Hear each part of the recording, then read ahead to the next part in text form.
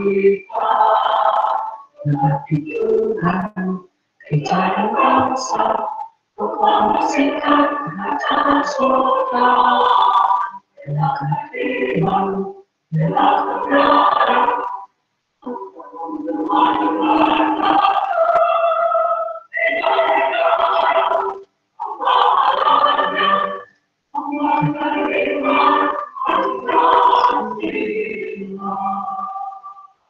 Selanjutnya kita akan menyanyikan Mars FTI UKSW.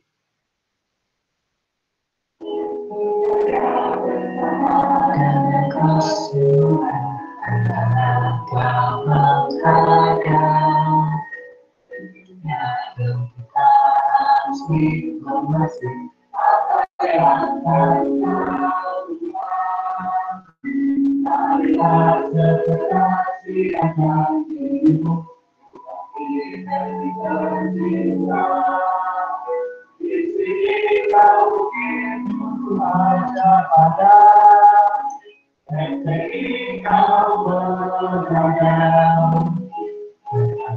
Bersama dengan semua yang telah menghadap, yang kita asli masih apa yang akan kau buat.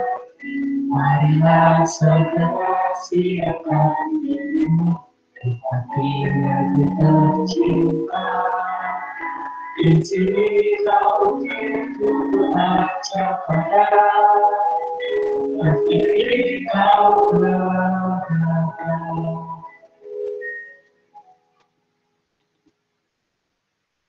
Ya, selanjutnya tanpa berbasa-basi, materi akan disajikan oleh Pak Evan. Waktu dan tempat dipersilahkan, Pak.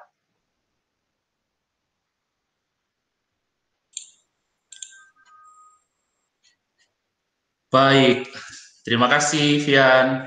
Selamat pagi semuanya, semoga kedengaran suara saya. Pagi ini saya akan presentasi, kemudian, terima kasih Gilang, ada di chat soalnya ya, muncul. Saya akan presentasi tentang bagaimana kita menganalisa data dari Twitter gitu ya, menggunakan tools. Jadi, ini sebenarnya kegiatan yang paling saya tunggu-tunggu. Terima kasih kawan-kawan, selamat pagi semua. Saya tunggu-tunggu karena saya melihat kita semua bekerja dari rumah, belajar dari rumah, dan kalau ada kegiatan belajar bersama lewat webinar seperti ini saya rasa menarik gitu ya, karena kita bisa melakukan kegiatan akademik lewat seminar gitu walaupun online. Nah, tanpa berpanjang lebar, saya karena dibatasi waktu, jadi saya akan langsung masuk ke PowerPoint saya gitu ya.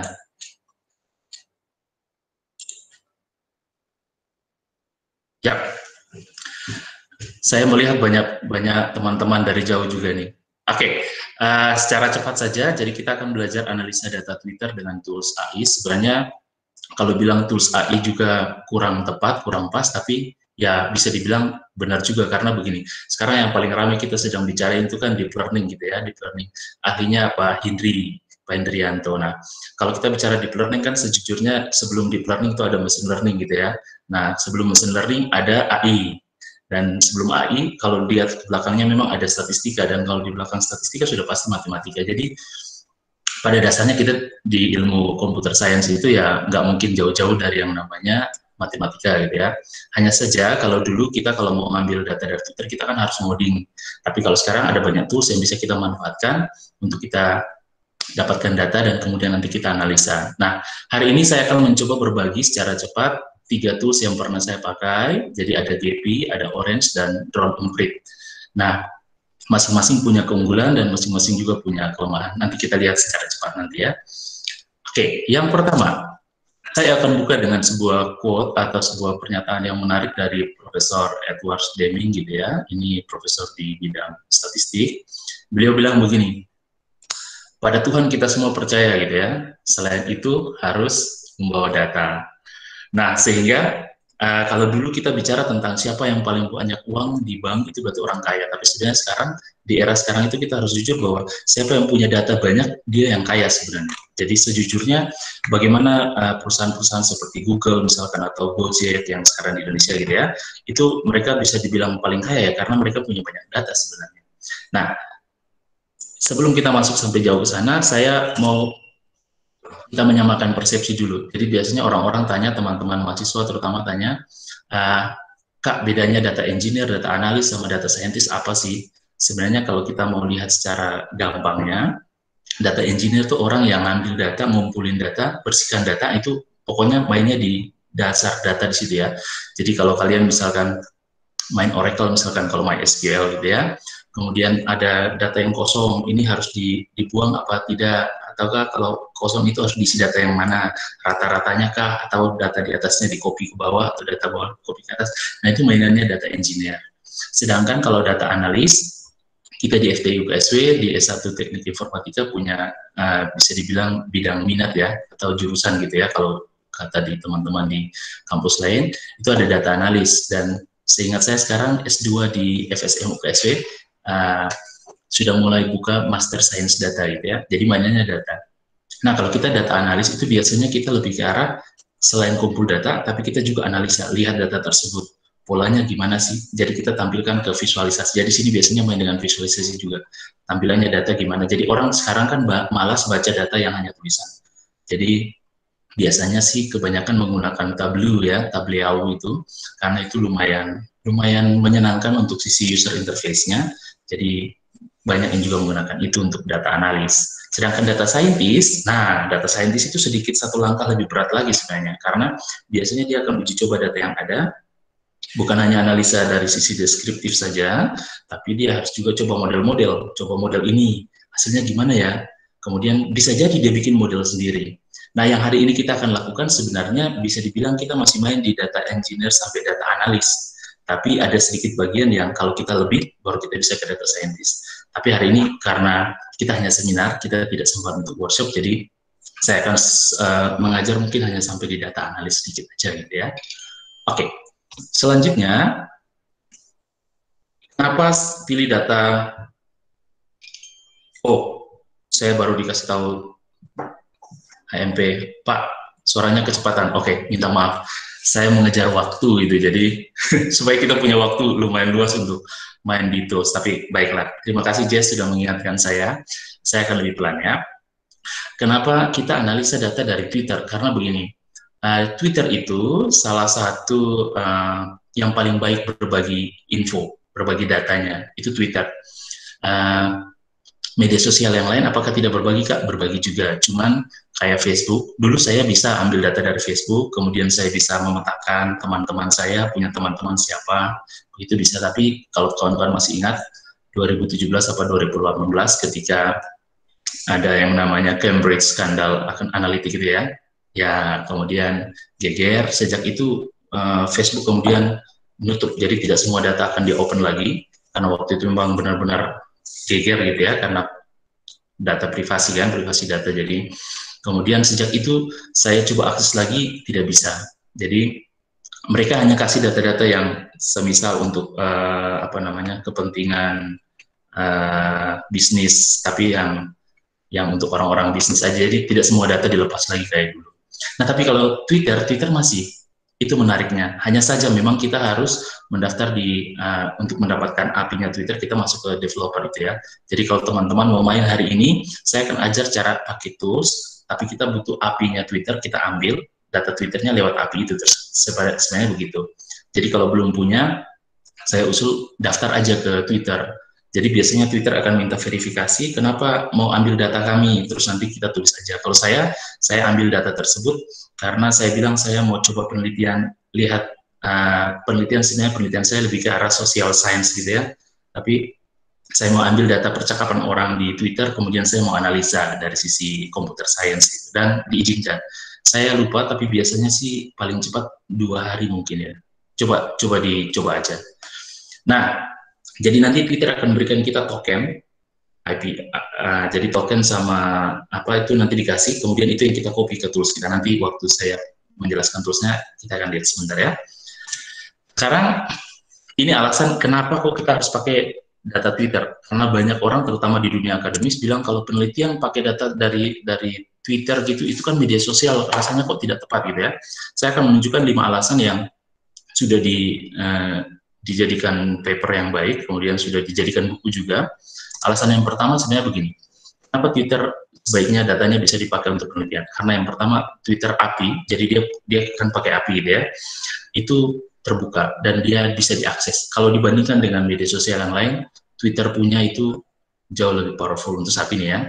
Jadi dia terbuka, kemudian dia kasih secara gratis, tapi memang kita harus bertanggung jawab dalam penggunaan data dari Twitter.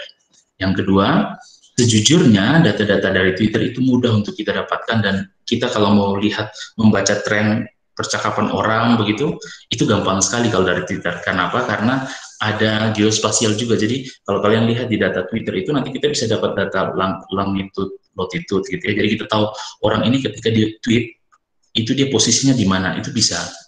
Dan itu juga menjadi hal yang menarik, misalkan kalau kita mau lihat gimana sih orang-orang di Indonesia bicara tentang yang lagi ramai sekarang, misalkan new normal gitu ya. Nah, itu nanti kita hidupkan aja geospasialnya punya Indonesia, nanti hanya Indonesia aja yang kita bisa lihat langsung. Itu yang kedua. Yang ketiga, yang menarik dari Twitter adalah karena dia punya hashtag. Jadi hashtag itulah yang kalau di dalam teori graf itu disebut dengan node, yang bisa kemudian menjadi pusat pembicaraan orang. Jadi kalau hari ini kita lagi bicara tentang new normal, maka kita akan lihat di Twitter semua orang yang sebagai node-node itu akan menuju ke node yang sama, karena kita terhubung lewat hashtag tersebut. Jadi gampang sekali untuk kita narik data, kemudian kita sorting, atau kita cari apa yang kita mau. Nah, itu yang menyenangkan dari Twitter. Yang keempat, alasan keempat, sejujurnya dia ini salah satu platform yang paling populer ya untuk saat ini, bahkan dari media-media yang orang bilang mainstream gitu ya, itu mereka menarik untuk melihat data-data dari Twitter. Jadi kayak sekarang kita lagi rame karena di Amerika sana kematian dari Bapak Floyd, kemudian menaikkan banyak perdebatan gitu ya. Yang lagi naik daun itu kan trendingnya Black Lives Matter. Nanti kita coba lihat. Nah, itu terjadinya di Amerika, tapi ternyata satu dunia juga terkoneksi dengan Black Lives Matter itu. Nah, seperti itu. Dan yang kelima, jujurnya ini kembali lagi ke peneliti sendiri. Jadi banyak peneliti ya merasa memang benar sih kalau data dari Twitter itu benar-benar pengalaman menarik kalau kita mau melihat bagaimana orang bercakap-cakap di virtual community gitu ya. Nah, saya salah satu yang menggunakan Twitter juga. Biasanya saya melihat kalau dibandingkan Twitter, Facebook, dan misalkan Instagram, anak-anak muda gitu ya, kalau kita mau melihat percakapan yang paling ramai, itu sebenarnya di Twitter paling duluan. Jadi yang lucu-lucu, yang rame-rame yang biasanya ditaruh di IG dan Facebook itu biasanya nyopotnya dari Twitter duluan. Jadi Twitter memang menurut saya sangat cepat. Selain 5 alasan ini, yang ini alasan yang dikemukakan oleh Pak Andrew gitu ya. Saya lupa, bukan Pak Andrew. Iya benar ya namanya Andrew, nanti kita lihat di referensi, saya lupa nama orangnya. Mereka bilang begini, ini alasan 5 kenapa data Twitter bisa kita gunakan untuk penelitian akademis. Tapi sebenarnya saya mau tambahkan satu. Kalau kita di Indonesia menggunakan data Twitter itu menarik juga karena kita termasuk dalam 5 negara di dunia yang data Twitternya paling banyak, atau orang yang menggunakan Twitter paling banyak. Kita masuk 5 besar. Jadi yang paling pertama tetap Amerika. Jadi kalau kita mau dapat data tentang Amerika, Twitter banyak menyediakannya. Percakapan maksud saya ya. Oke, kita abaikan itu. Sekarang kita lihat ke metode apa saja yang bisa kita gunakan dalam penelitian di lewat Twitter gitu ya. Sebenarnya ada kurang lebih ada 1, 2, 3, 4, 5, 6. Jadi konten analisis, kita bisa lihat analisa kontennya apa sih, mulai dari teks bisa, audio bisa, visual bisa. Ini saya sudah kasihkan linknya, jadi kalau kawan-kawan ngeklik gitu, nanti dia lari ke salah satu penelitian yang membahas tentang metodenya adalah konten analisis kayak gitu ya. Nanti saya akan share ini sebagai PDF, kemudian nanti teman-teman bisa baca, kemudian kalau mau lihat ya klik aja, nanti dia mengarahkan langsung ke paper tersebut. Kemudian ada yang analisa tematik, kayak sekarang misalkan kita lagi bahas tentang coronavirus gitu ya. Nah, nanti dia akan ambil hanya coronavirus itu aja yang dianalisa langsung gitu. Kemudian kalau misalnya kita mau lihat dari sisi social network analysis, bagaimana hubungan satu orang ini dengan orang itu, atau siapa aja sih yang bahas tentang coronavirus ini, kemudian atau kalau kita mau lihat tentang topik A gitu. Nah itu social network itu dia baca kita, kemudian hubungan kita sebagai individu dengan organisasi kayak gitu. Kalau machine learning pasti teman-teman tahu. Jadi kita kasih data, suruh mesin yang berpikir, suruh komputer yang berpikir sendiri gitu ya. Yang penting nanti dia akan uji coba data. Nanti kita akan lakukan sedikit dengan Orange gitu ya. Dia uji coba sendiri, training sendiri, dapat model. Hasilnya bagus nggak? Kalau nggak bagus coba lagi. Nah itu salah satu metode. Selain itu ada semantic analysis. Nah ini biasanya orang yang lebih banyak main ke datanya, berapa banyak sih, kemudian isinya apa sih di data tersebut. Ini saya jadi ingat beberapa bulan yang lalu itu kan kita sempat figure dengan kasus rancang undang-undang, kalau teman-teman masih ingat ya, RUU tentang tenaga kerja itu. Nah waktu itu yang katanya sudah disahkan pada saat kemarin kita lagi mengalami virus itu ya, coronavirus itu, jadi kita harus work from home itu katanya sudah disahkan. Cuma saya belum melihat lebih lanjut. Waktu itu masih bentuk draft, saya ambil draft, kemudian saya masukin draftnya. Jadi dapatnya dari internet itu, saya ingat draft, kemudian saya ambil, kemudian saya masukin ke tools, suruh tools analisa, kemudian tools kasih tahu. Ternyata itu undang-undang tentang rancangan undang-undangnya tentang tenaga kerja, tapi isinya paling banyak kata-kata pemerintah, dan paling sedikit sekali yang mengatur tentang tenaga kerja, lowongan kerja, dan seterusnya. Sehingga kesimpulan awal saya adalah, kalau kita lihat dari semantic analysis, kok kurang pas ya, kalau misalkan undang-undangnya tentang itu, tapi kok isinya tentang itu gitu. Nah, itu contoh saja salah satu metode yang bisa kita gunakan dalam penelitian dengan data dari Twitter. Dan yang terakhir itu metode yang namanya time series analysis. Jadi itu kalau misalkan kita mau analisa dari data apa misalkan yang bisa kalian dapatkan dari Twitter dari tahun ini sampai tahun ini, kemudian habis itu berganti dari tahun ini sampai tahun ini, itu namanya time series. Jadi kita bisa kombinasi dari tahun ke tahun. Biasanya sih muaranya adalah, tujuan kita adalah kita mau mencoba melakukan yang namanya meramal di depan akan terjadi seperti apa. Jadi kurang lebih data Twitter kita bisa olah atau kita bisa teliti dengan cara pendekatan metode-metode yang disebut di sini. Nah, selanjutnya kalau kawan-kawan lihat, kita bisa pakai trends map sebenarnya. Saya coba buka mana. Nah, ini misalkan kita di Indonesia ini, kalau saya kecilin kayak begini. Jadi kita bisa lihat satu Indonesia ini lagi rame apa sih? Nah, ini ke satu dunia. Nah, kalian lihat bahwa Indonesia yang kecil aja ini tertutup banyak, dan kita bisa tahu dengan cepat bahwa yang paling rame pasti di Pulau Jawa. Dan kita lihat hari ini, yang lagi rame dibicarain itu apa, ini semua ada di sini. Top news-nya apa itu bisa kita tahu dari sini. Ini kalau kita lihat dari Transmap. Sayangnya, kalau dari Transmap kan kita hanya bisa lihat kayak begini, tapi kita nggak bisa analisa secara lebih detail lagi. Tapi kalau cuma hanya ingin lihat dari Twitter yang paling ramai sekarang di Indonesia apa, bisa menggunakan ini sebenarnya. Nah, selanjutnya, sekarang kita langsung masuk ke eksperimen gitu ya. Jadi di eksperimen ini, saya akan coba melihat dari SNA, social network, kita coba lihat dari sentiment analysis. Dari datanya dari Twitter, tapi kita pakai GP, Orange, sama Drone and Break. Jadi toolsnya ini, kalau GP itu memang dia software yang visualisasi dan eksplorasi, bentuknya dari teori graph. Semoga teman-teman yang mengikuti webinar hari ini sudah tahu tentang teori graph gitu ya. Jadi nanti kita mengenal yang namanya node, kita mengenal yang namanya edge gitu ya. Kemudian kita akan lihat Orange. Kalau Orange ini biasanya sih software ini hampir mirip-mirip kayak GP, cuman kalau GP kita harus manual banget. Kalau Orange kita kerjanya tuh hanya drag and drop, tarik, hasil analisanya keluar. Nah, kemudian nanti yang terakhir kita akan lihat Drone and Break. Drone and Break ini adalah salah satu web yang sebenarnya dia bisa untuk monitoring, bukan cuma media sosial, tapi platform online yang lain bisa juga.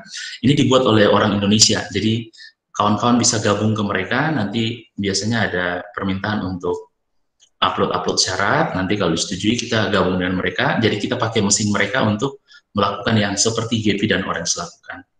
Oke, supaya tidak terlalu lama, kita langsung mulai ya. Ini GP. Jadi, sambil saya presentasi ini, mungkin saya siapkan GP saya dulu. Mana GP saya? Sebentar ya, saya sendiri lupa saya taruh GP di mana nih. GP, oh ini.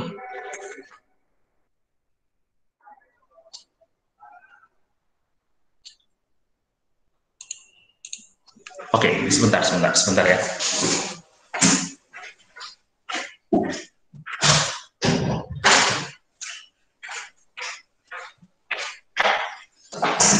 Yap, saya kembali, minta maaf tadi ada sedikit interupsi.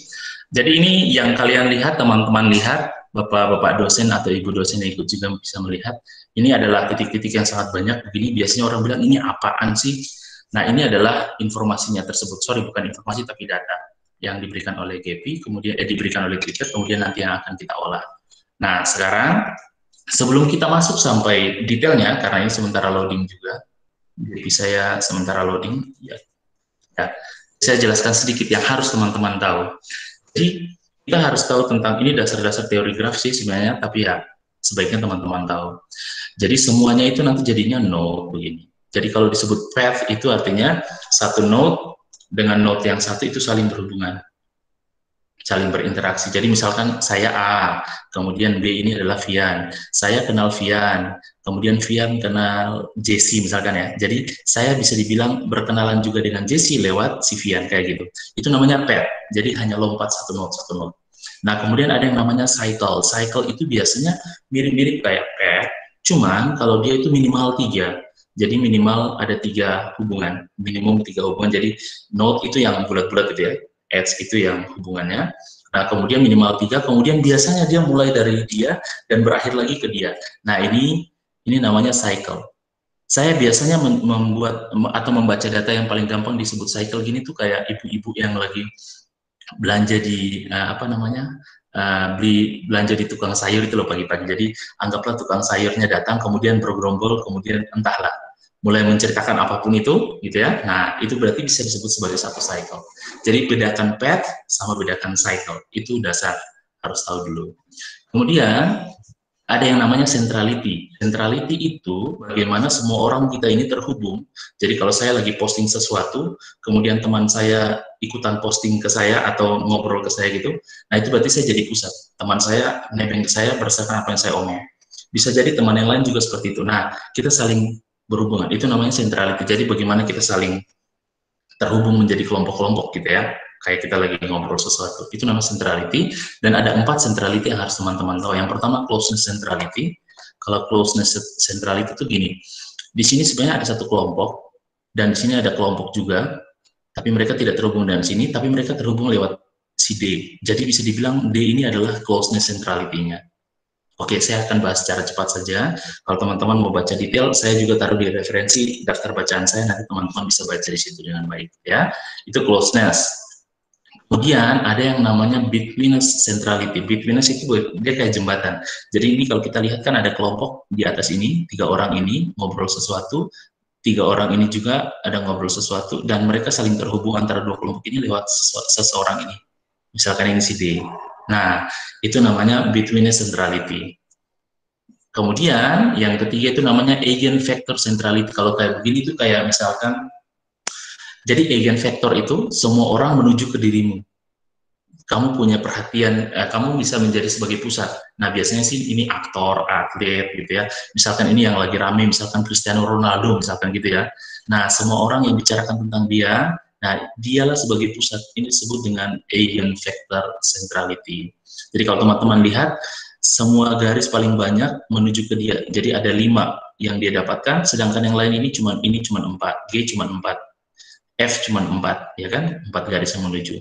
A juga ada 5 nih Kak, A, benar kan? 1, 2, 3, 4, 5, iya, tapi lebih banyak fokusnya ke dia. Tapi sebenarnya bisa kita tarik 2 eigenvector juga. Dia bisa sebagai pusat pertama, kemudian A sebagai pusat kedua, kayak begitu. Dan yang paling terakhir itu namanya degree centrality. Jadi dia biasanya menjadi pusat, kita lagi ngobrolin apa, dia sebagai pusat.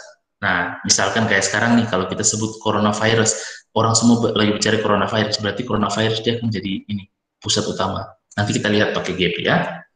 Oke, habis itu kita harus lihat komponennya, ada yang namanya connected, ada yang namanya disconnected. Jadi kalau connected itu yang biasanya kita akan ambil, sedangkan disconnected kita abaikan. Ini connected karena semua orang berbicara dan saling terhubung, dan yang ini disconnected. Orang bicara tapi V, F, dan G ini bicara tapi tidak terhubung. Nah, itu kita abaikan biasanya. Kita anggap sebagai interupsi aja.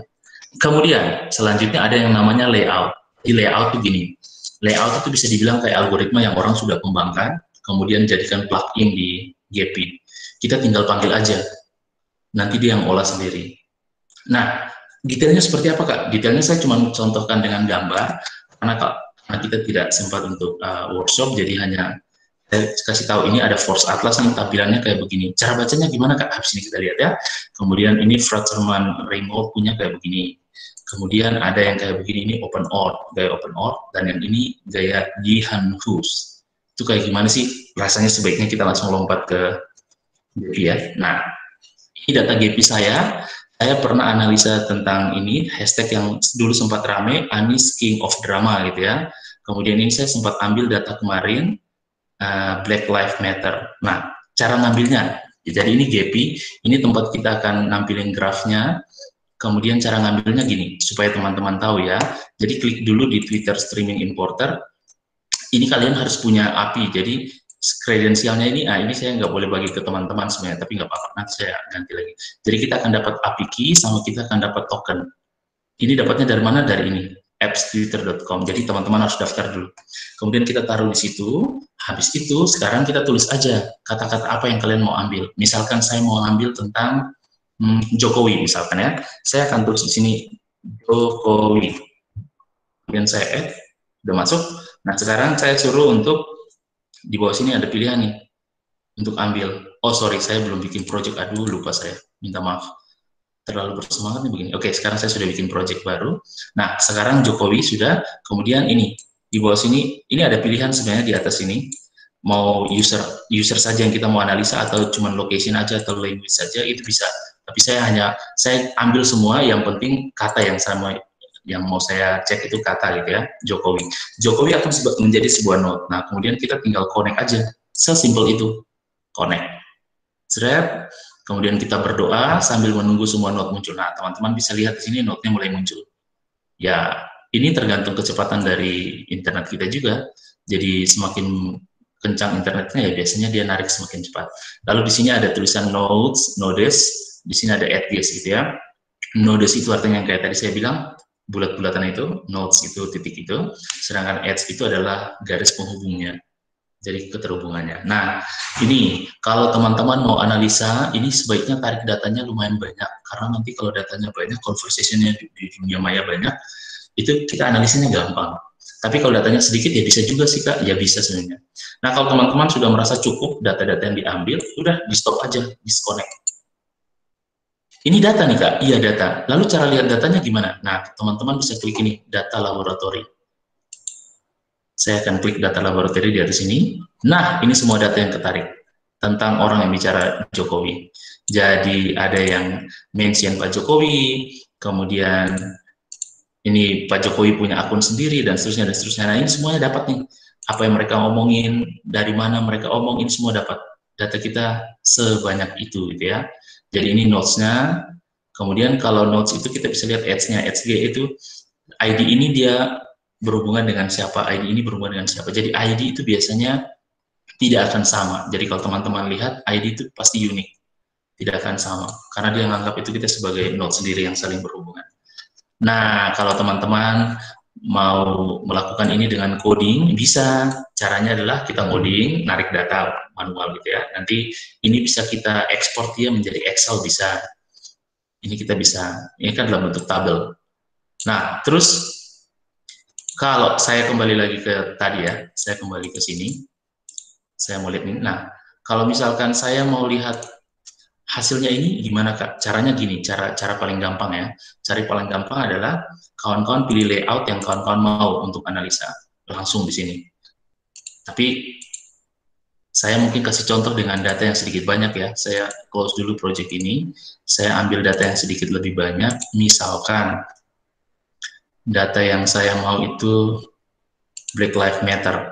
Misalkan kita analisa ini. Kemarin saya sempat tarik data ini ada 1000 sekian ini. Saya cuma ambil 1000 aja karena tidak stabilnya, jadi saya ambil 1000 aja. Nah sekarang cara analisanya gimana Kak? Caranya gini, ini kan warnanya beda-beda nih. Ini kalau saya dekatin gini, kalau saya mau tahu ini siapa itu bisa. Jadi klik ini, tanda tanya untuk akun yang ini. Nanti dia akan tunjukin di sini. Nah, oke, yang note ini, oh ternyata itu ID-nya ini. ID-nya ini. Kita bisa tahu isinya apa aja. Semua ketahuan di sini. Kalau 000 value berarti tidak akurat sebenarnya, tidak terlalu banyak. Nah, sekarang kalau cara mau analisanya dengan GP, misalkan modularity, kita hanya lihat dari sisi modularity ya. Jadi kita akan lihat dari modularity. Nah, biasanya akan teman-teman banyak tanya, modularity itu apa sih Kak? Jadi yang kita ambil kan sekian banyak nih, kemudian orang lagi bicara tentang apa sih? Cari kelompok-kelompok besarnya, itu bisa dibilang cari modularity-nya. Jadi kelompok besarnya. Nah, teman-teman bisa lihat, ada kurang lebih 128 komunitas. Jadi bisa dibilang dari topik besar Black Lives Matter itu ada 128 kelompok kecil-kecil, tapi muaranya tetap satu ngomong tentang itu. Kemudian, nah ini ada satu orang yang dia ini sampai 90 orang terhubung ke dia, bisa dibilang gitu. Jadi ada dia kayak pusat gitu. Nah ini biasanya kita akan sebut sebagai buzzer, bisa disebut sebenarnya bukan buzzer sih, influencer lebih tepat. Seseorang yang kalau dia ngomong, orang lain akan nimbrung juga ikut ngomong. Nah, itu namanya influencer. Nah, terus gimana caranya Kak lihatnya? Ini kan sudah nih, kalau sudah seperti itu, kita sudah dapat modularity, coba kita lihat dari sisi ini ya. Kita coba partisi dia dari modularity class. Nah, di sini nih, dia kasih tahu 90%, jadi ini berdasarkan banyaknya komunitas tadi, kecil-kecil. Ada yang 90, ada 125 kayak gitu. Kita bisa ganti warna sebenarnya. Kita langsung apply aja ya. Kita pakai warna itu. Nah, nanti kita bisa lihat bahwa yang warna-warna ini dia punya komunitas paling banyak, yang warna pink ya, ini pink. Lalu gimana Kak kalau kayak gini kan kita nggak bisa lihat. Oke, kita pakai layout supaya dia, misalkan saya pakai Force Atlas. Jadi nanti dia kumpul dengan sesamanya. Serang. Set. Nah, kalian lihat. Jadi dia kumpul dengan sesamanya. Apakah ini cepat? Sebenarnya lama juga sih. Kenapa lama? Karena biasanya GP akan analisa. Ini sama ini ngomong tentang apa, ini sama ini. Kemudian dia tarik mereka bergelombol seperti itu. Nah, karena ini lama, saya stop aja supaya teman-teman yang penting tahu. Nah, sekarang saya coba analisa ini ya. Nah, ini nih. Ini banyak nih kan. Nah, mereka terhubung ke satu di tengah nih. Ada satu di tengah. Kita sebenarnya bisa melakukan pindah yang namanya itu, di sini namanya rotate. Kita bisa supaya bikin dia berpindah, tapi ya agak berat juga sebentar. Saya ganti yang lain ya. Jadi tadi ada banyak pilihan, saya tidak bisa menjelaskannya satu-satu karena waktu kita terbatas. Hanya yang penting teman-teman tahu gimana cara menarik datanya dan analisanya. Misalkan saya pakai Ivan Hu, ini juga bisa. Nah, ini lebih bacanya lebih enak. Saya stop dulu ya. Misalkan di komunitas ini, itu mereka berpusat ke satu ini misalkan. Nah, udah klik aja dia. Kalau kita ingin tahu ini siapa, ya udah kita klik. Kemudian kita klik dia. Kita ingin cari tahu sih si bapak ini tuh lagi ngomong apa sih mereka ini. Sorry.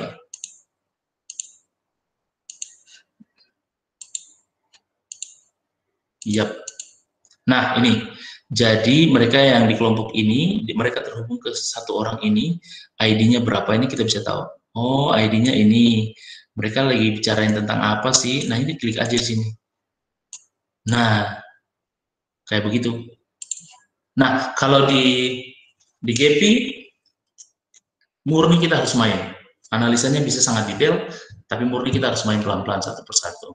Oke, saya rasa cukup untuk GP ya, karena waktu saya terbatas, saya harus pindah ke yang selanjutnya ya. Jadi GP-nya saya exit dulu. Nah, habis GP, kita bicara orange. Kalau orange ini sedikit lebih simple, jadi saya akan coba. Sorry, Mas Fian, saya masih punya waktu kah? Atau sudah habis nih waktunya? Masih ada, Pak. Oke, baiklah. Saya minta maaf kalau saya bicaranya terlalu cepat ya teman-teman, karena sekali lagi ini saya ngobrol sambil mengejar waktu nih, jadi saya berharap semua tools bisa kita lihat bersama soalnya. Nah, untuk yang GP, tadi kita sudah lihat, walaupun saya rasa pasti teman-teman juga masih bingung karena tidak detail, saya minta maaf, mungkin satu waktu kita melakukan yang namanya workshop kali ya, supaya kita bisa coba sama-sama, bisa analisa satu persatu. Ini hanya cuma cukup tahu gimana cara tarik data, tapi tidak sampai ke analisa karena kita terbatas waktu.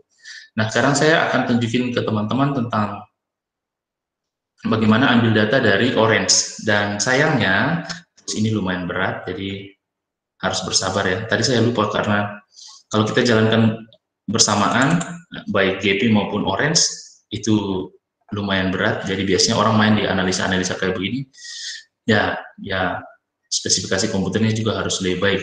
Sayangnya punya saya tidak bagus-bagus amat gitu ya, tapi lumayan lah.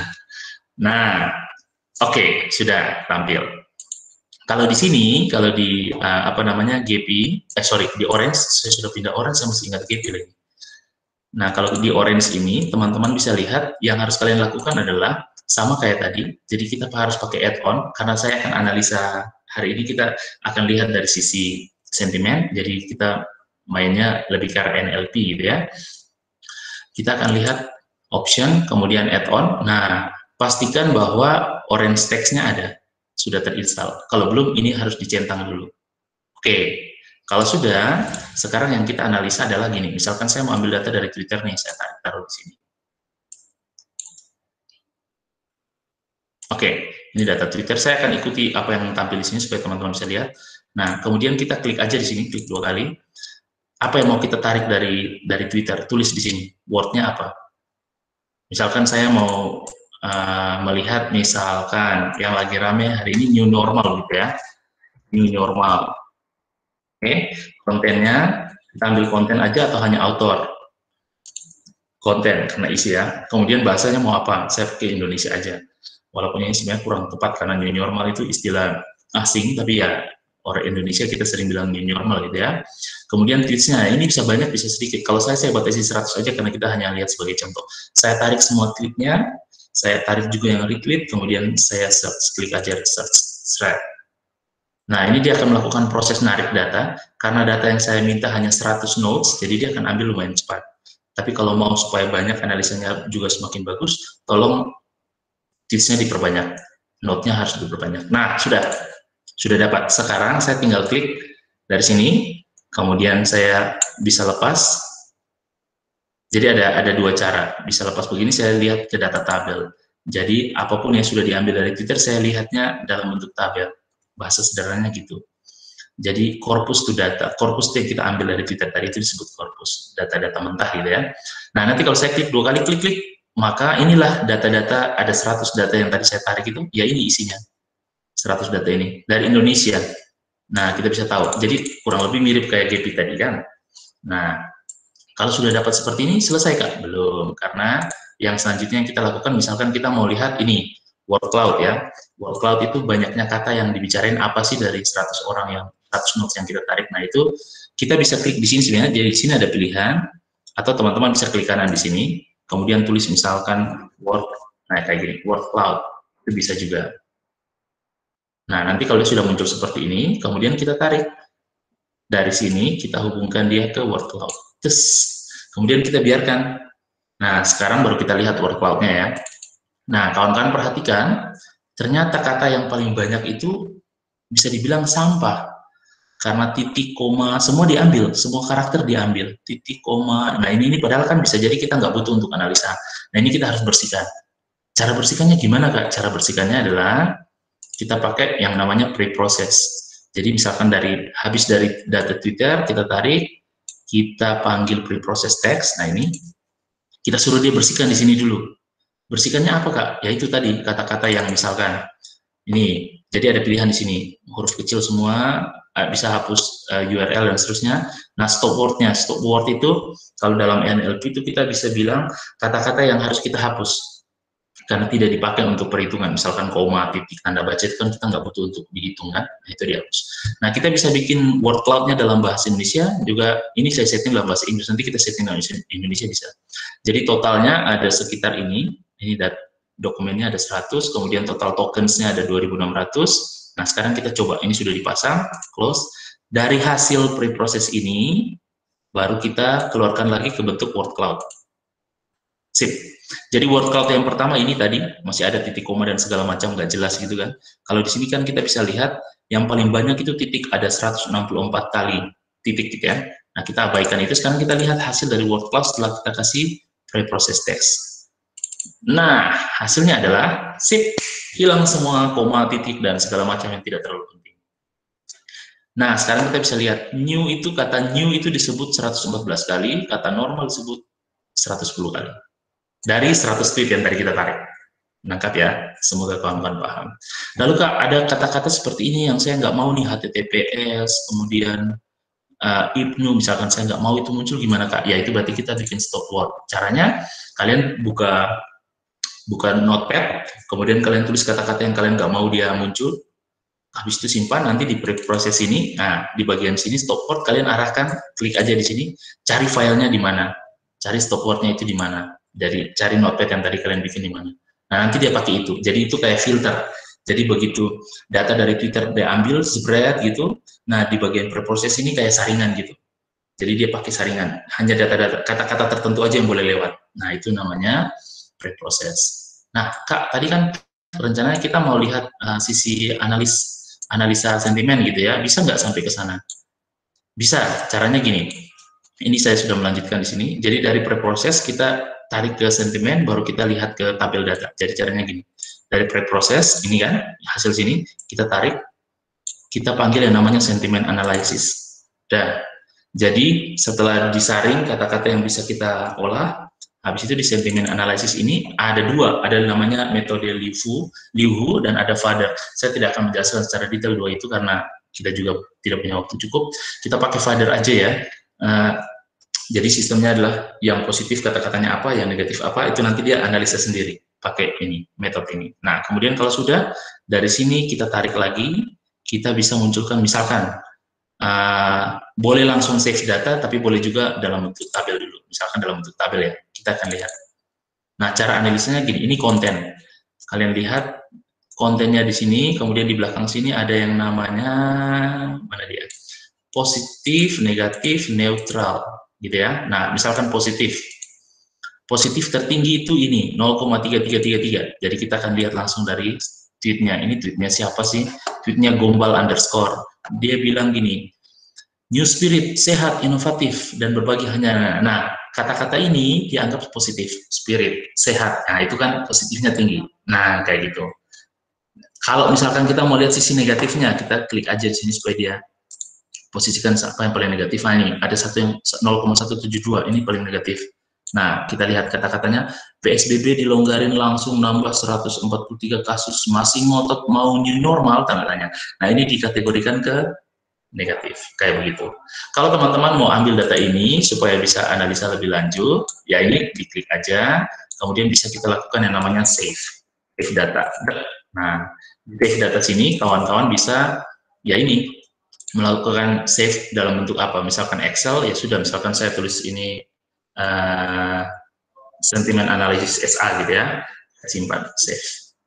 Oke, nanti kalau kita lihat di depan sini sudah ada SA nih, file Excel, saya buka, isinya ya kayak kurang lebih kayak tadi yang sudah kita olah. Jadi itu GP, kita bisa tarik data, kemudian kita bisa langsung simpan dalam bentuk yang kita mau. Nah, kalau ini dia cuma simpan satu, Kak, kenapa begitu? Karena kalau begitu gampang. Karena begini, tadi ini di sini di tabel ini saya tidak klik semua, jadi tidak dia copy semua. Kalau mau semua ya ini harus di copy semua begini, baru kita save. Karena kalau kita cuma baca gini, ini aja yang diambil, hanya bagian atas yang kita ambil, tidak semua. Kalau semua ya harus klik semua supaya diambil, dia simpan. Oke, itu dengan GP sudah selesai. Saya rasa harus lumayan cepat nih ngomong, jadi minta maaf ya. Saya close yang GP, sekarang saya pindah ke tools paling terakhir, yaitu Drone on Print. Nah, Drone on Print ini bisa dibilang tampilannya lebih manusiawi, bacanya juga jauh lebih gampang. Saya coba ya, jadi kita lihat Drone on Print. Saya sudah masuk dengan akun saya, dan hari ini yang saya lagi analisa adalah Black Lives Matter. Ini sebenarnya sudah ambil datanya. Jadi kalau teman-teman lihat datanya SNA, saya coba cek ya. Jadi ini kita pakai mesin Drone on Print, yang buat ini Mas Ismail Fahmi. Kalau teman-teman mengikuti Twitter, dulu rame karena dia sudah buat buku namanya Membaca Indonesia gitu ya. Waktu pilihan Pilpres itu, nah itu sempat rame juga karena Dia kemudian memetakan mana yang influencer, ada juga buzzer seperti itu. Nah, ini ada banyak kategori usulan project yang akan saya tampilkan ini, yang Black Lives Matters. Jadi ini sistemnya adalah kita kasihkan keywordnya apa-apa gitu, kemudian kita biarkan mesin yang berpikir. Jadi mesin yang akan narik otomatis, kemudian setelah dia narik otomatis, dia akan membuat yang namanya infografis secara otomatis. Jadi benar-benar murni kita hanya duduk santai nunggu gitu ya. Nah, waduh ternyata lambat ya. Bisa nggak ya tampil? Kemarin saya sempat capture hasilnya lewat PowerPoint ini. Semoga teman-teman bisa lihat. Jadi tampilannya lebih seperti gini, infografis gitu ya. Jadi kita bacanya jauh lebih mudah, jauh lebih gampang. Nah, sebenarnya saya ingin tunjukin supaya siapa tahu teman-teman ada yang tertarik untuk gabung ke grup ini. Jadi Drone Emprit buka kesempatan ini di kampus Universitas Islam Indonesia yang di Jogja. Mereka buka kesempatan untuk gabung. Kemudian nanti kita upload syarat-syarat kita, KTP, saya lupa KTP, kemudian apalagi itu. Kemudian ada proses kurang lebih berapa minggu gitu verifikasi. Terus nanti kalau disetujui, mereka akan izinkan kita untuk gabung. Tapi syaratnya adalah dalam waktu kurang lebih 6 bulan, teman-teman harus publikasi. Jadi mereka bilang, kan sudah dikasih kesempatan untuk gabung nih, kamu harus ambil data, kemudian kamu harus analisa, hasilnya harus kamu publikasi, jangan lupa sebutkan Drone Emprit Academy sama UII, karena kita pakai mesin mereka. Kalau nggak gitu, kita dianggap sebagai orang yang hanya penyusup, kemudian nanti kita dikeluarkan dari grup. Oke, saya tidak tahu kenapa, tapi nampaknya mesinnya lambat sekali nih. Apakah karena internet saya ya? Saya coba masuk ya, berhasil nggak?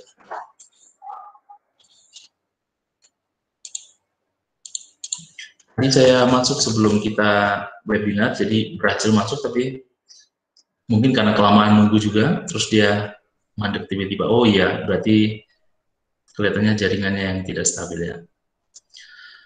Oke, berarti saya nggak bisa menunjukkan ya Drone Emprit. Atau bisa jadi mesinnya Drone Emprit yang tidak stabil saat ini. Karena saya sudah keluar, saya masuk tidak bisa.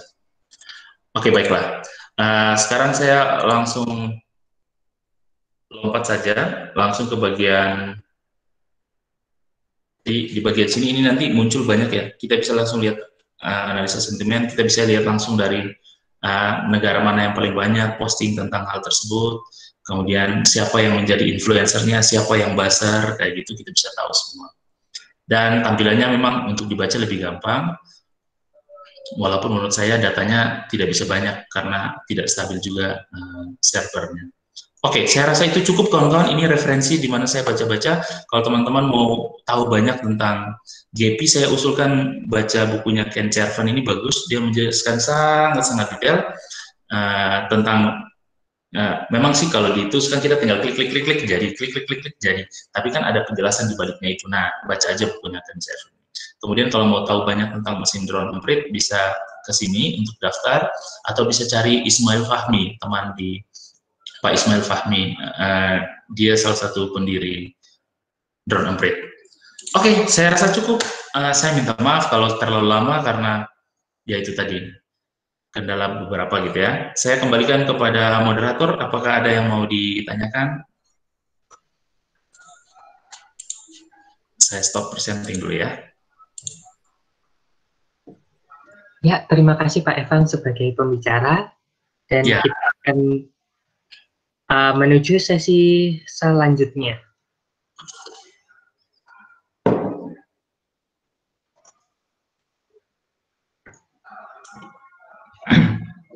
Selamat pagi. Ini kita udah masuk di sesi tanya jawab ya? Sebentar, saya akan membacakan Oke. tanya jawabnya terlebih dahulu sebelum kita memasuki sesi tanya jawab.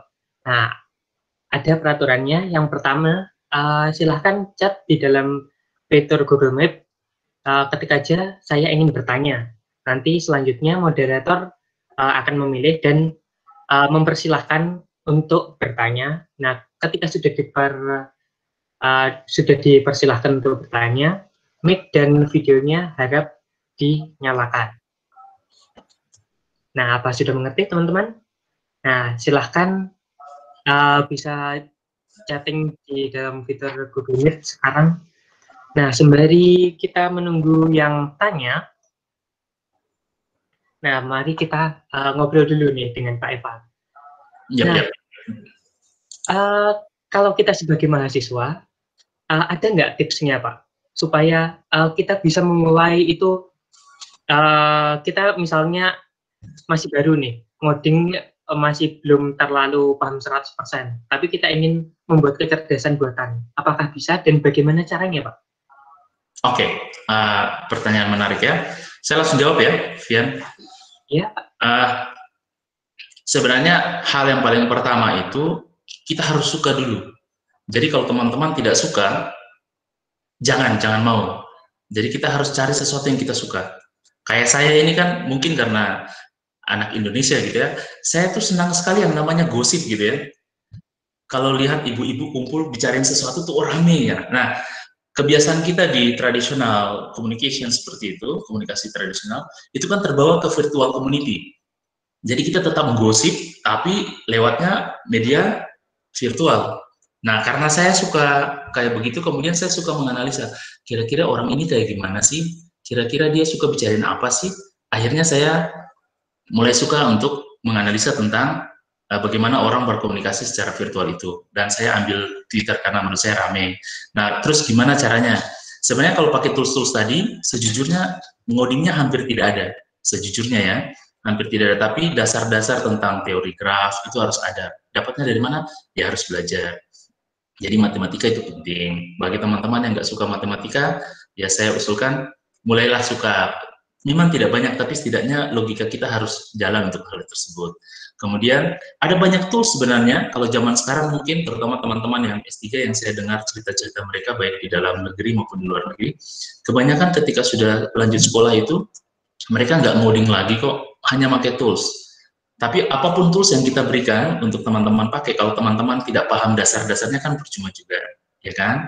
Jadi kalau usul saya sih, yang pertama tadi harus suka dulu. Jadi cari tahu sukanya apa. Kalau memang nggak suka di situ, jangan paksakan diri gitu, karena kita nggak suka. Yang kedua, baru kita mulai belajar apa saja yang mendukung supaya kita bisa lebih menguasai itu. Jadi kalau misalkan saya kayak tadi di GP, oh saya harus tahu tentang teori graf, mau nggak mau saya belajar itu. Oh saya harus tahu tentang apa itu korpus, mau nggak mau saya belajar itu karena saya mau main di Orange, kayak gitu. Tapi kalau cuma mau supaya masukin data dan hasilnya keluar, mungkin saya usul lebih baik main ke Drone Emprit itu. Tapi ya sekali lagi, Drone Emprit kan dia tampilkan infografis, tapi kalau kamu nggak punya dasar juga memahami grafis tersebut, sama aja. Nanti percuma juga. Jadi data ada banyak tools untuk analisa, tugas kita adalah, selanjutnya adalah bagaimana menceritakan data tersebut, visualisasi data tersebut. Jadi mungkin agak melenceng sih, tapi saya hanya usulkan supaya kalau mau suka ya kembali lagi ke diri masing-masing sih kalau menurut saya. Cari yang kamu suka, kejar yang kamu suka. Itu kalau dari saya, Vian. Baik, Pak. Oke, karena sudah ada yang ingin bertanya,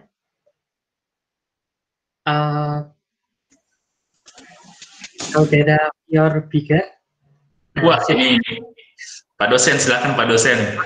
Pior, nah silahkan dinyalakan mic dan videonya. Oke. Saya ada 2 poin. Saya ada 2 poin bertanya sebenarnya. Yang pertama mungkin sudah dijelaskan sekilas oleh Evans tadi. Yang pertama ini sebenarnya seberapa kuat dan pentingnya konsep untuk melatar belakangi analisa. Sebenarnya tujuan saya bertanya itu apa? Supaya mahasiswa tidak berpikir bahwa oke, sudah ada tools untuk data analisa itu atau data science itu gampang saja, tinggal drag and drop, kemudian hasilnya sudah bisa kita lihat. Maksud saya kalau Evans bisa share ke teman-teman, jangan sehingga kesan tadi menganggap bahwa analisa itu gampang, itu bisa dipatahkan. Kenapa? Karena kita pakai tools, tapi kalau kita tidak punya daya nalar dan logik yang tidak kita latih, itu juga tidak akan bisa memberikan dampak. Kita tidak bisa cerita data dalam tanda istilah tadi Evans tadi, kita tidak bisa cerita data. Jadi mungkin Evans bisa jelasin lebih detail kasih gambaran seberapa kuat sih dan gimana sih kita harus punya kemampuan untuk analisa. Itu yang pertama. Yang kedua, tadi saya lihat bahwa yang di demo ini semuanya berkaitan dengan social network. Data itu saling terrelasi dengan bentuk graf dan tree tadi. Apakah data ini sebenarnya bisa dipakai untuk misalnya data yang bentuknya tabulasi? Misalnya data yang saya tarik itu ternyata bukan dari sosial media, tapi sebenarnya itu data dari database-nya. Katakanlah dari sebuah company misalnya, kemudian mereka pengen tarik data itu yang bentuknya relational database, kemudian mereka mau tampilkan sebenarnya contoh kasus, saya pengen tahu sih pola customer saya ini itu trennya apa satu, atau kasus yang kedua misalnya apakah ada dampak misalnya kayak COVID tadi, dengan transaksi yang saya punya, apakah omset saya turun ini berkaitan tidak langsung dengan COVID tadi misalnya, variabel tertentu. Mungkin itu saja. Jadi apakah data itu hanya untuk sosial, atau kita bisa pakai untuk database yang terintegrasi yang lain yang bentuknya relasional. Oke, itu dari saya. Thank you. Sip, terima kasih, terima kasih. Vian, boleh saya langsung jawab atau? Silahkan Pak untuk langsung menjawab. Oke, jadi saya jawab seperti ini Pak Fior. Pak Fior ini teman saya sekolah dulu ya. Sampai sekarang masih sering sama-sama main juga. Sangat menarik yang tadi Pak Fior bilang. Pada dasarnya begini, betul, tools memudahkan kita. Saya sangat setuju. Jadi kalau dulu saya harus ngoding satu persatu gitu ya, pakai Python misalkan harus ngoding, atau dulu pakai Java awal-awal tariknya. Tapi pakai tools itu tinggal klik sana klik sini bisa langsung dapat. Hanya saja yang harus diingat oleh semua adalah proses itu memang hanya klik sana klik sini, tapi kalau kita nggak tahu dasarnya sama aja. Itu sama kayak gini, saya kasih tahu ke teman-teman, teman-teman ini ada tugas kuliah, silakan cari codingnya, atau saya kasih codingnya ke teman-teman. Apakah teman-teman bisa? Menurut saya bisa jadi, tidak bisa juga. Jadi kan kita bingung juga, ini coding ini bagian mana yang saya pakai ya. Kalau kalian cari coding, ini saya cerita sekaligus curhat dari salah satu mahasiswa. Dia bilang tugas paling susah di kelasnya Pak Evans. Kenapa? Karena codingnya cari di internet nggak ketemu. Padahal sebenarnya itu saya hanya iseng aja. Jadi ada coding, kemudian saya otak-atik sedikit saja, dia kan berubah otomatis kan. Nah, kalau saya kasih ke kawan-kawan, kalau kawan-kawan belum pernah melakukan itu sebelumnya dan tidak mau cari tahu, maka pasti kalian akan merasa itu sesuatu yang susah. Jadi semua itu sudah tersedia, tapi kalau kita tidak belajar untuk cari tahu tentang itu, saya rasa juga ya bisa jadi kita nggak tahu tentang itu, gitu. Jadi saya setuju dengan poin Pak Fior bahwa ada alasan di balik itu yang kemudian teman-teman harus ingat bahwa kalau kita main data, itu kita harus punya dasar-dasar juga yang penting di belakangnya. Sama halnya kalau kita mau main ke machine learning, sama halnya kalau kita lebih jauh ke deep learning, itu selalu harus tahu sesuatu di belakangnya. Jadi kita harus punya dasar yang pertama sudah pasti matematika, logika itu harus benar-benar jadi. Kemudian setelah logika jalan, ya kita harus tahu kemampuan statistik. Yang tidak suka statistika, ya mau nggak mau harus tahu. Kenapa? Karena ada namanya statistik deskriptif gitu ya, menjelaskan rata-ratanya berapa dan seterusnya. Itu penting sekali kalau kita mau main lebih lanjut ke sains data. Nah itu untuk jawaban yang pertama untuk ke Pak Fior, yang tadi Pak Fior bilang, betul juga bahwa jangan sampai teman-teman merasa sudah ada tools, tinggal klik sana, klik sini, jadi klik sana, klik sini. Kemampuan kita menganalisa data itu penting. Jadi saya kasih tahu ya, kalau kita main di sains data, jadi semakin luas gitu ya, itu waktu kita akan habis untuk ngambil data, analisa itu bisa jadi hanya 10% sampai 20%. Tapi narik data, membersihkan data, itu prosesnya bisa sampai 70-80%. Narik data yang kita butuhkan. Karena data sangat banyak, kemudian ada banyak yang kita nggak butuhkan, itu harus dibersihkan, dibuang, atau dimanipulasi, kalau memang harus manipulasi, dan seterusnya.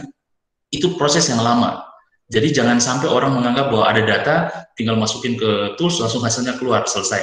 Saya kasih tahu salah satu contoh, kenapa banyak orang salah memprediksi data. Karena data utamanya, raw datanya itu keliru. Sebagai contoh, kalau kita menganalisa misalkan COVID-19 ya, kemudian kita kan yang kemarin ramai itu bagaimana dia naik ke puncak kemudian turun. Kemudian banyak orang yang bilang ini sudah puncak, kayak gitu ya. Tapi saya tidak mengambil data itu untuk analisa. Karena kalau saya ambil data dari rumah sakit, berapa orang positif, bertambah, kemudian nanti akan dapat tren yang kemudian turun. Sehingga kita akan mengatakan bahwa ini sudah puncak, sudah lewat. Nah itu keliru, bahaya. yang harus kita ambil datanya adalah bukan cuma data primer itu, ada data sekunder tambahan. Kita harus menganalisa berapa banyak pergerakan orang di masa-masa yang harusnya di rumah saja. Itulah kenapa kalau teman-teman ikut saya di Facebook saya pernah menganalisa, sebenarnya bukan saya analisa sih, saya hanya ambil data hasil analisa Google sebenarnya, karena Google itu dia ambil dari data location kita dari HP. Jadi dia kasih tahu bahwa Jawa Tengah salah satu daerah yang paling wow gitu ya, karena ternyata waktu masa di rumah saja itu kunjungan ke tempat-tempat rekreasi itu hanya nurunnya sedikit loh. Jadi orang Jawa Tengah itu masih suka pergi rekreasi loh, padahal harusnya di rumah saja. Dari situ, saya kemudian menganalisa kemungkinan nggak mungkin deh kalau Indonesia sudah lewat dari puncak. Sehingga saya sempat mengeluarkan statement minta maaf, bukannya menakut-nakutkan, tapi kita akan mengalami yang namanya badai kedua. Badai kedua itu setelah kita menyadari bahwa ini sudah turun, ternyata habis itu, pung, sekian banyak. Nah, terbukti bukan berarti bahwa saya Tuhan dan saya tahu, tidak, cuman hanya berdasarkan data primer dan data sekunder terbukti kan dalam beberapa hari terakhir ini bahkan kita pernah mengalami sampai 1000-an positif hanya dalam satu hari. Jadi itu pentingnya kita tahu data, kemudian datanya harus benar, itu sekian persennya 70-80%. Habis itu kita analisa itu harus punya dasar. Jadi kita harus tahu kenapa saya harus pakai metode ini, kenapa saya harus pakai metode ini, gitu ya. Itu kita harus punya dasar. Nah, analisa itu nggak berhenti di situ. Kita harus coba banyak data, banyak model. Baru kita lihat dari banyak model itu, oh ini yang paling tepat nih pakai model ini. Nah itu mungkin besok kalau kawan-kawan tertarik ikut yang kelasnya deep learning itu bagus sekali itu. Jadi ada yang namanya training data. Jadi habis training data, ada testing data, itu sudah main di machine learning ya, kemudian mau mengarah ke deep learning. Jadi kita ambil data yang banyak, kita suruh dia belajar sendiri, mesin belajar sendiri, dapat kan? Kita kasih model pertama, kita testing. Hasilnya gimana? Hasilnya nggak bagus, kita harus kasih lagi model yang lain. Untuk coba gitu terus, sampai kita dapat yang paling bagus. Nah itu baru bisa kita mengambil kesimpulan. Jadi prosesnya itu panjang, jadi jangan menganggap bahwa cuma pakai tools klik selesai. Memang betul. Tapi kalau kita tidak punya dasar-dasar itu, ya saya rasa percuma aja tahu banyak tools tapi tidak tahu cara menggunakannya. Kayak begitu teman-teman untuk poin pertama dari Pak Fior ya. Terus poin kedua tadi, apakah pertanyaan kedua tadi, apakah GP hanya bisa untuk dari data ini ya? Ini sebenarnya pertanyaannya Pak Fior sudah mengarah ke sains data ini. Jadi sebenarnya GP bukan hanya Twitter. Kebetulan hari ini saya ngajar tentang data dari Twitter, jadi saya jelaskannya lebih banyak ke Twitter. Tapi sebenarnya GP bisa juga menganalisa data dari database orang ambil. Kalau teman-teman di KBM Ketan pernah tahu ya, kita pernah pakai banyak tools ya, yang waktu itu. Jadi ada banyak tools yang kita sebenarnya kayak GP ini kita bisa tarik data dari database seseorang bisa. Caranya sama, logikanya mirip. Kalau misalkan kita main di SQL ya, misalkan database-nya dari Oracle, itu kan semua pasti ada ID tuh. Sama, jadi nanti diwakilkan satu ID itu satu node. Tarik aja. Apakah bisa dianalisa? Kayak tadi pertanyaan Pak Fior, bisa. Jadi kita bisa tahu bahwa node-node-nya kan ditarik dari bentuknya dalam tabel-tabel gitu ya. Kemudian kan node-node-nya banyak tuh. Kemudian kita suruh untuk mesin bantu untuk mengelompokkan dia bisa. Jadi kita bisa tahu, oh iya ya, ternyata secara COVID begini, ekonomi turun, dampaknya apa saja, itu bisa. Kita pakai model ini misalkan untuk lihat pendapatan pasti berturun, misalkan kayak gitu. Kemudian antisipasi. Nah itu sudah main ke lebih jauh ke yang namanya sains data. Sains data itu kita baca segala sesuatu dari data yang ada, kemudian kita bikin pola, kemudian kita coba testing data tersebut dengan model yang kita taruh, jadi ada namanya training data gitu ya, testing data, terus nanti hasilnya muncul. Jadi kita bisa melihat, oh polanya akan kayak begini ke depan, oh polanya akan kayak begini ke depan. Kalau sudah sampai sains data itu, bahkan di perusahaan kita bisa tahu, apakah saya sebagai manajer saya harus pecat orang atau tidak, itu kita bisa tahu seperti itu. Caranya gimana? Hanya dari data-data yang terjadi setiap bulan itu, tarik aja bisa. Tapi kalau saya sejujurnya bisa pakai tools GP, tapi bisa juga pakai modding. Nah, tergantung, kembali lagi ke teman-teman. Kalau tools itu kan ada, kemudian ada pilihan, tapi ada yang tidak ada pilihannya sama sekali. Kalau tidak ada pilihan sama sekali, mau tidak mau, kita ngoding. Dan saya rasa kalau di zaman sekarang tidak ada yang susah dengan ngoding, karena kawan-kawan tinggal buka Google aja. Nah, cuman menjadi susah kalau kawan-kawan tidak punya dasar logika. Jadi codingnya dapat banyak terus bingung, ini coding yang mana yang mau saya copy, kayak gitu. Semoga itu menjawab, Pak Fior. Saya minta maaf kalau misalkan belum menjawab kedua pertanyaan tersebut ya. Sudah Mas, terima kasih ya. Ya, terima kasih.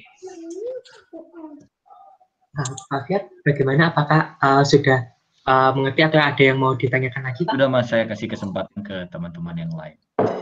Terima kasih ya. Ya, terima kasih Pak. Dan sebelum kita lanjut ke pertanyaan kedua, saya ingin mengingatkan bahwa setelah sesi pertanyaan ini akan ada sesi kuis. Jadi tetap memperhatikan ya teman-teman.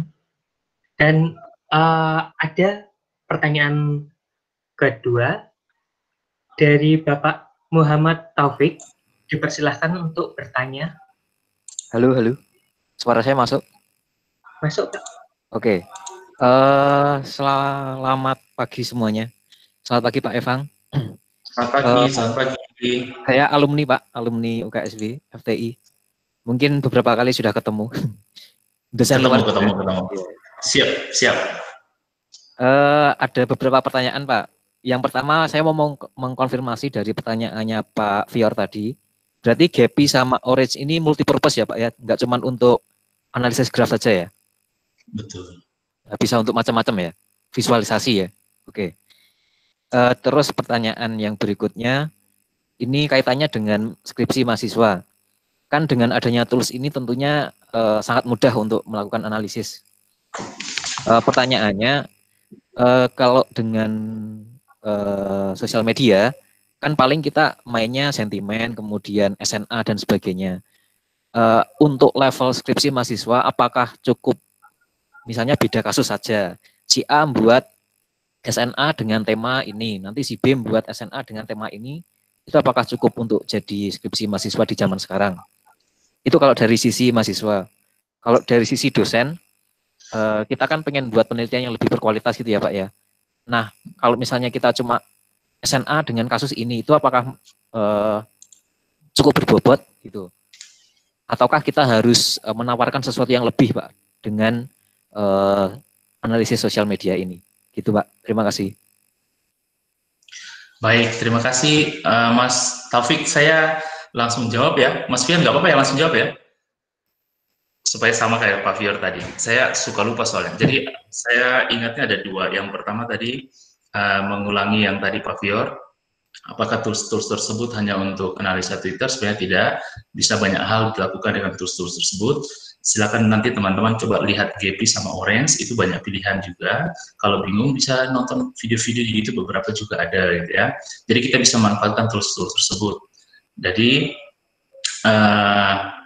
menjawab yang tadi yang pertama ya, bahwa tidak hanya untuk analisa Twitter. Kemudian untuk yang kedua, ini pertanyaan menarik dan wow ya, karena begini, kebanyakan kita di dunia akademik, kebanyakan kita memang kalau si A pakai gaya A, kemudian berhasil, saya copy paste penelitian dia, saya ganti dengan gaya B, berhasil. Nah, jadi hanya ganti-ganti gitu ya, SNA untuk kasus A, SNA untuk kasus B, dan seterusnya dan seterusnya. Yang harus kita ingat sebenarnya apa tujuan dari kita meneliti, penelitiannya itu untuk apa. Kalau saya melihat pertanyaan tadi Mas Taufik bahwa boleh nggak, kalau saya jawab boleh, sangat boleh, karena begini, kalau di skripsi S1 saya ingat saya di UKSW, bukan UKSW aja sih, di Indonesia gitu ya, ya kita boleh uji coba model A, kemudian kita coba di kasus A, atau model A kita coba di kasus B gitu ya. Nah, dan otomatis pasti dia menghasilkan hal yang berbeda. Kalau halnya sama plek, saya rasa ya sebaiknya jangan ya, karena kalau hasilnya sama ngapain gitu kan. Karena tujuan utamanya kita penelitian itu apa sih, kalau misalkan di skripsi gitu ya, mau cari tahu apa sih. Tapi kalau tanya apakah itu boleh, karena levelnya S1, biasanya sih diperbolehkan, hanya cukup sampai di situ, boleh, sudah layak untuk maju untuk melakukan namanya ujian skripsi gitu ya. Namun harus diingat bahwa tingkat plagiasinya akan sangat tinggi. Jadi harus hati-hati, terutama anak-anak TI ya. Sekarang kita sudah punya aturan harus publikasi ke jurnal gitu. Syukur-syukur kalau teman-teman bisa publikasi ke jurnal yang terakreditasi.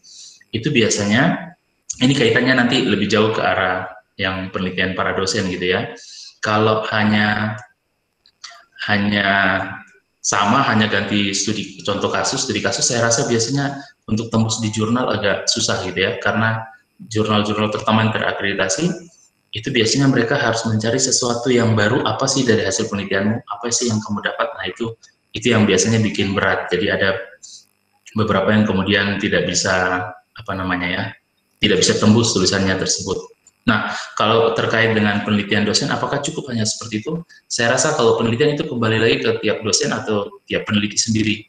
Ada yang begitu dapat sudah puas, hanya untuk mendapatkan, ini sudah penelitian kok. Tapi ada juga yang memang penelitiannya benar-benar ingin tahu, ingin cari tahu sampai detail. Nah, itu biasanya dia tidak akan puas begitu dapat itu.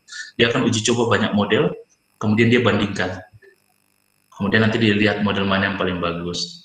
Itu paling rame dulu sempat saya ingat analisa tentang tren orang ngomong pada saat pilpres itu loh.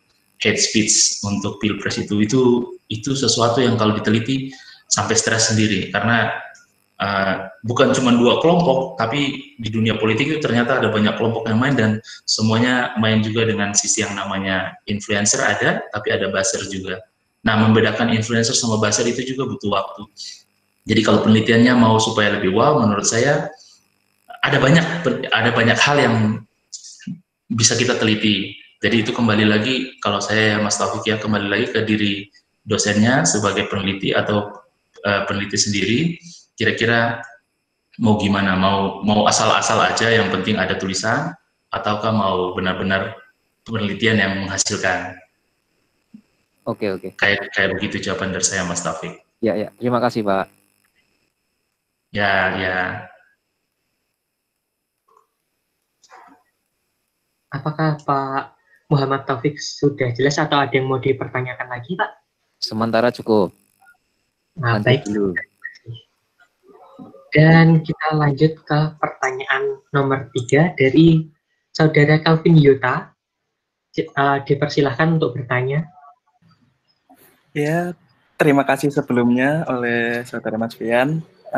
Begini Pak, saya ingin bertanya, tools tadi yang menampilkan peta map Google dan ada sejumlah data yang ditampilkan juga. Saya ingin tahu tools yang tadi Pak, yang sebelum. Itu namanya Transmap, Mas. Transmap.com. Itu web.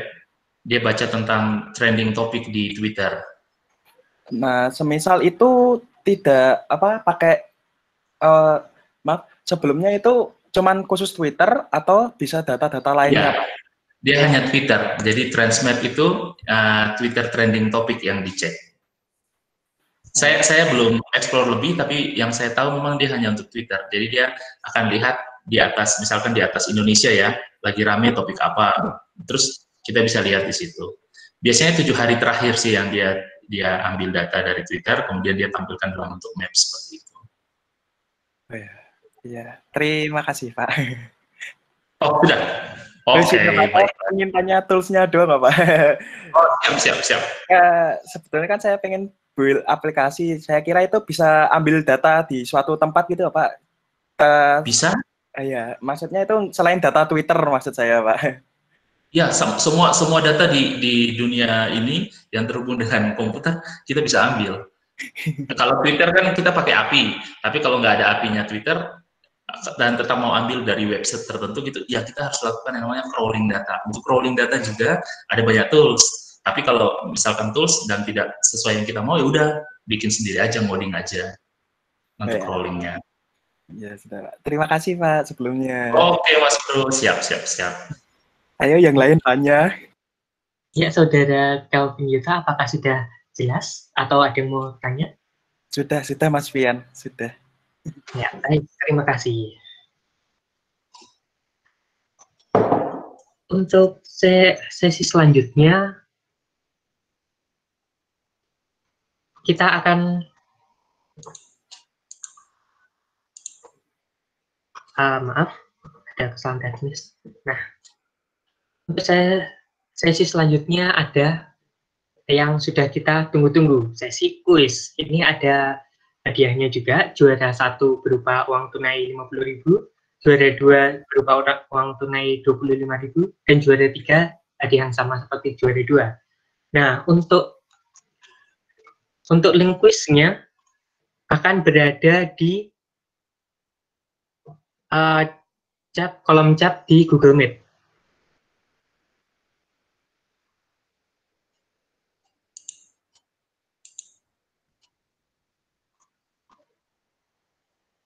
Oke, saya share ya.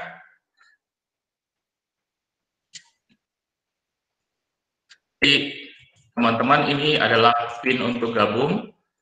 Akan kawan-kawan gabung ke kahoot.it ya. Nya itu, kawan-kawan buka dulu Kahoot.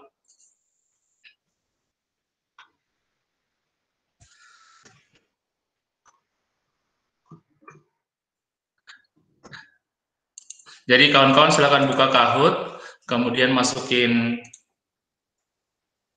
pinnya. Sayangnya ini seingat saya hanya terbatas 50 ya kalau nggak salah. Nah, kemudian silakan tulis NIM kalian. Jadi waktu muncul nama, tolong ditulis NIM kalian. Nah, saya akan pantau dari sini. Semoga kawan-kawan bisa lihat. Wah, udah lumayan banyak yang gabungnya. Ada sekian berapa player ini.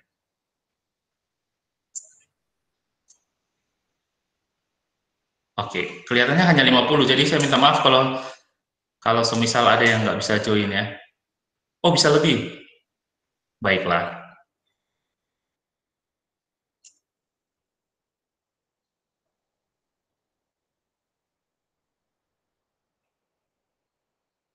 Ada 73 player, 74 bertambah lagi. Oke, bolehkah saya mulai? Atau masih ada yang bertambah lagi ya? Oke, kita tunggu sampai... Oh, lumayan banyak ya. Sip, oke, sekarang saya start ya.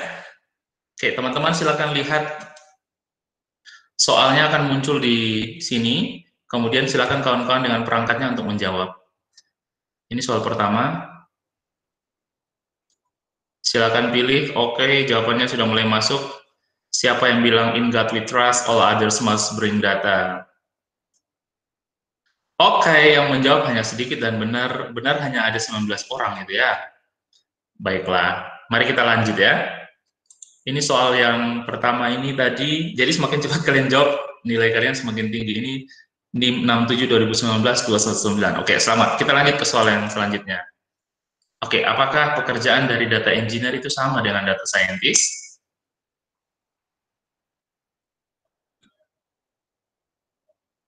Oke, ternyata masih banyak yang salah menjawab gitu ya. Waduh. Oke, selanjutnya kita akan lihat ini posisi sementara. Pertanyaan selanjutnya, ini tools yang digunakan untuk analisa data Twitter kecuali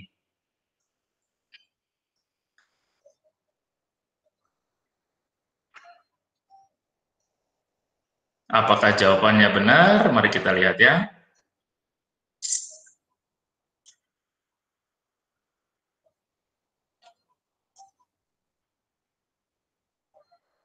Oke.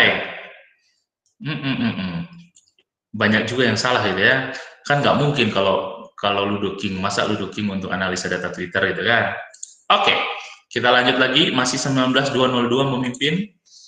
Nah, salah satu alasan data Twitter dapat digunakan dengan mudah dalam penelitian adalah karena adanya hashtag. Setuju atau enggak nih?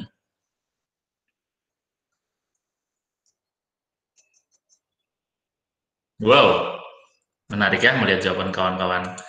Selanjutnya, ini gambar cycle. Setuju enggak? Kalau yang saya tampilkan ini adalah gambar cycle.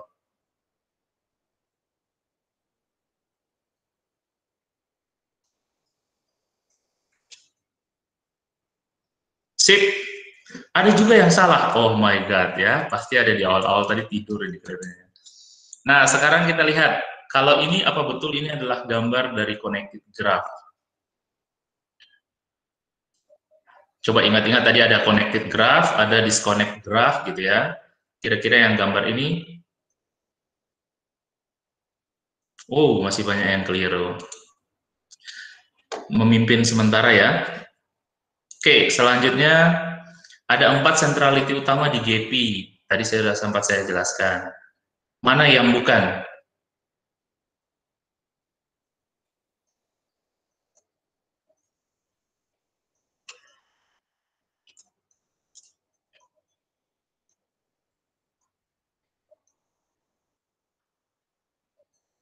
Banyak yang ragu kelihatannya. Oke.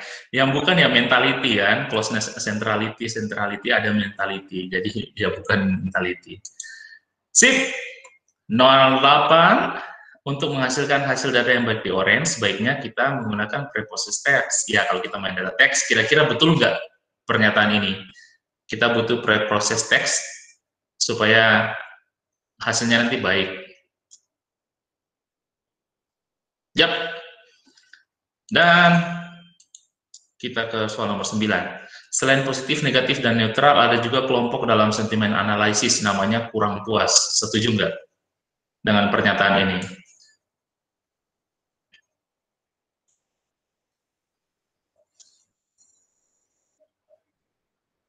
Wow, banyak juga yang keliru ya.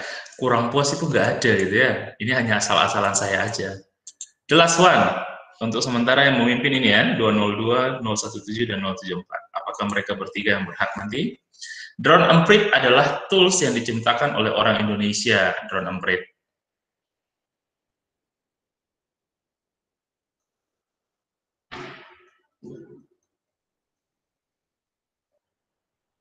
Yap.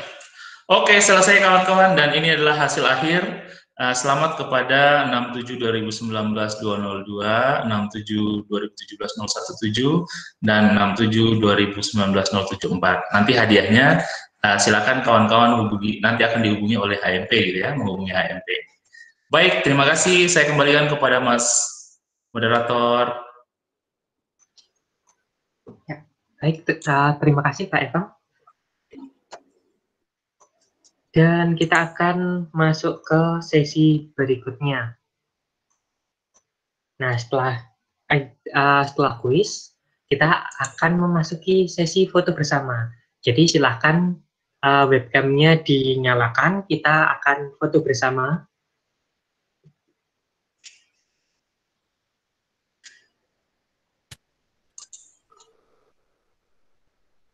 Apakah sudah siap, teman-teman? Lalu kenakan negasi dulu. Wih, banyak yang saya kenal. Halo teman-teman. Ada dari Manado, ada dari Papua. Wow, terima kasih sudah join teman-teman dari jauh-jauh. Dari Papua, dari. Terima kasih Pak. Ada dari Timor Leste juga, wih keren.